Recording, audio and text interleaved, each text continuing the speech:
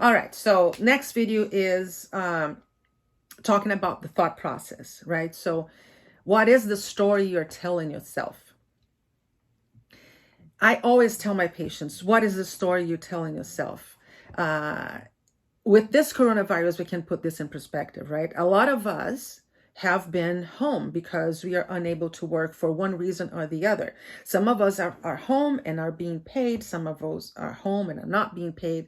Some of us are home and are getting unemployment. Some of us are home and the unemployment is not sufficiently to cover all our bills, right? So this is anxiety provoking. This creates a lot of anxiety in everybody, but also what is the story you're telling yourself about this, right? I always tell my patients, I don't want you to go ahead and not honor reality. I don't want you to say, oh, I'm going to go home. It's going to be wonderful. I'm going to have a wonderful time at home and everything's going to be fine. We know that there is a lot of stressors that is happening, right? It's a lot of stressor that is happening with patients, with people who don't know where their checks are going to come, how they're going to put food on their table. So you have to honor that. You're not stupid. Your brain is not stupid to just say, oh, everything is fine. So you have to find a way to go from this is reality, but I don't need to make the story worse, because by making the story worse, you are triggering your brain. Right now, our brains are responding to previous traumas that we had in the past. And this is definitely a trauma for everybody, right? Some of us are having a harder time than others, but it's definitely a traumatic experience for everybody. So how we handle this right now, it's going to keep us prepared for what's coming ahead, and we don't know what's coming ahead. So our brains are going to react to thoughts automatically. So by telling yourself, okay, this is going to be difficult. This is hard right now, and I'm having a hard time, and I'm feeling stressed. And I have my moments where I cry.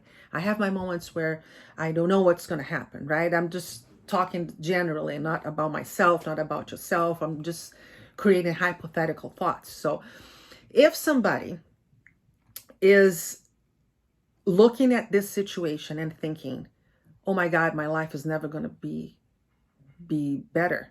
Oh my God, I lost my job. What's going to happen? I'm sorry. What's going to happen? I'm not going to be able to find my job again. I'm going to be behind. Whatever is the story, right? If you say, I'm never going to be better, I'm never going to, things are going to change. This is going to ruin my life. This is going to ruin my relationship. If that's the route you're taking, you are creating trauma in your brain. You are creating something in your brain that's going to make your brain react to stress by triggering that fight or flight all the time.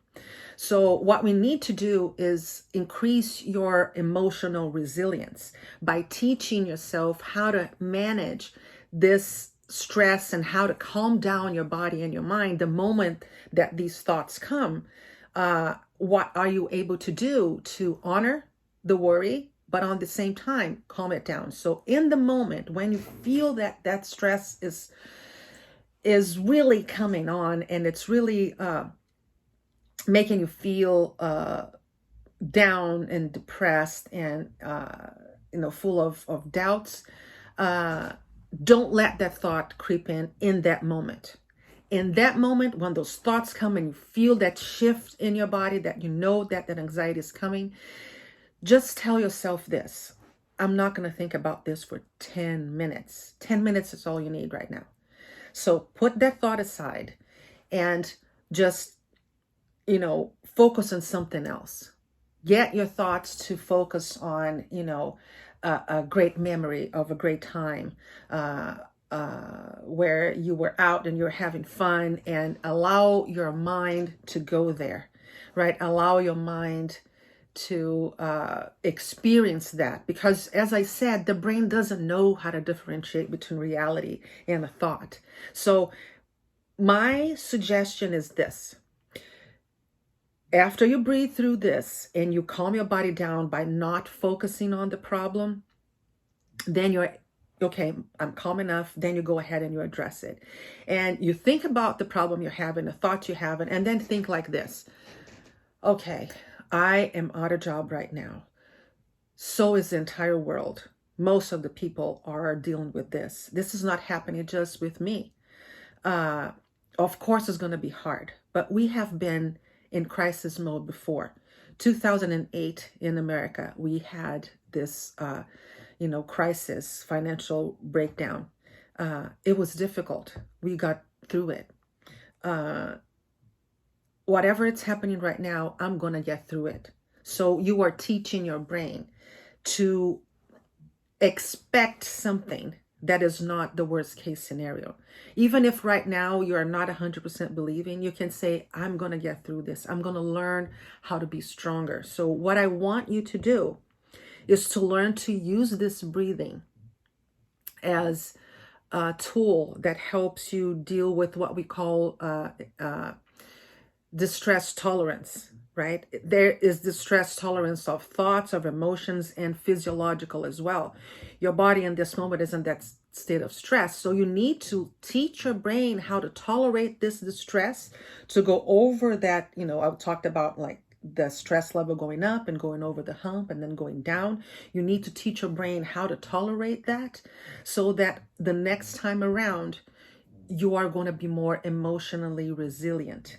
You're going to be more emotionally resilient to deal with this stressor in a different way, right? So I want to talk about this next time. And I actually would like to have like a live with some people and be able to answer some questions, because I know that there's so much that I want to teach and there's so little time, and I just want to be more direct instead of just, going through a lot of introduction on things. But I want to be helpful, and I want to be able to teach you guys what all this is all about. So I'm going to stop here for this video, and I'll come back later, explain a little bit more. All right. Okay, bye.